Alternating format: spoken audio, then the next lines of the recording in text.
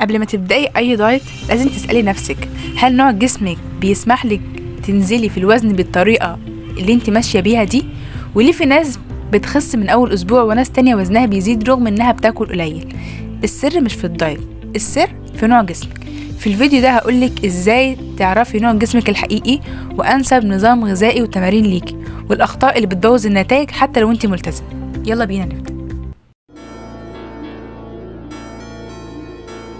في 3 أنواع رئيسية للجسم، وأول جسم هو الجسم الكمثري، ده الدهون بتتركز أكتر في الأرداف والفخذين، وعنده وسط رفيع وأعلى الجسم صغير.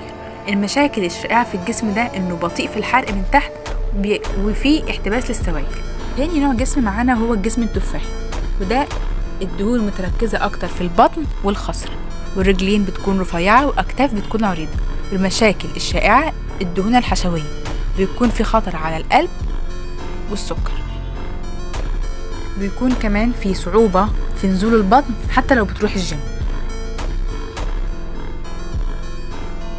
حاولي انك تقيسي محيط كتفك وخصرك واهدافك، وفي تطبيقات بتساعد، بس مهم انك تبصي نفسك في المراية كمان.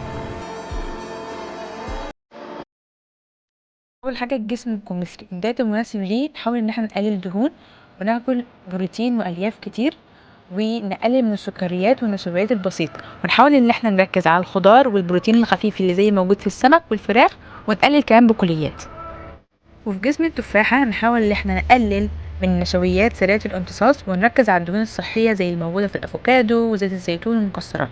نصيحه: الصيام المتقطع مفيد جدا لجسم التفاح لانه بيقلل الانسولين وكمان دهون البطن. المستطيل، الدايت المناسب ليه دايت غني بالبروتين علشان يساعد في بناء العضل، وكمان اكل محسوب الدقة، وجبات صغيرة ومكررة. ونصيحة: اهتم بالبروتين في كل وجبة حتى في الفطار، والسناك فيه يكون موجود فيه مكسرات او لبن.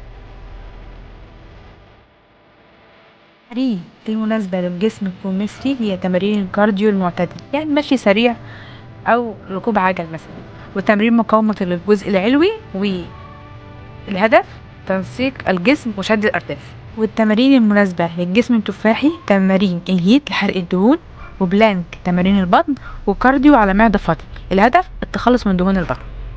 والرياضة للجسم المستطيل تمارين عضل كاملة للجسم، ونركز على الخصر في تمارين الدوران وعقلة، ونحاول ان احنا نشتغل على المؤخرة والكتف لتحديد الجسم، والهدف نحت الجسم وابراز الشكل الانثوي.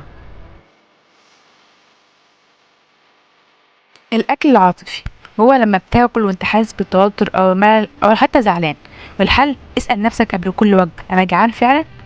تاني حاجة هو التعلق الممنوع، كل ما تمنع نفسك اكتر بتشتهي الاكل اكتر. الحل: امسك نفسك وحاول تاكل انك الحاجة اللي بتحبها كل كام يوم. الرقم اللي بيكون موجود على الميزان مش كل حاجة، حاول انك تركزي على المقاسات واحساسك باللبس والمراية، جسمك بيتغير حتى والميزان ثابت. ده تجربة ورحلة الهدف. الدايت مش بس اكل وتمرين، الدايت هو وعي وحب لنفسك وفهم نوع جسمك وطريقته. لو الفيديو ده فرق معاكي اعملي لايك وشاركيه مع اللي محتاج يسمعه، واكتبي في الكومنتات ايه هو نوع جسمك، وابعتلك خطة مخصصة هتساعدك تبدأي من النهاردة. استنى الفيديو الجاي من السلسلة، فيه مفاجآت كتير.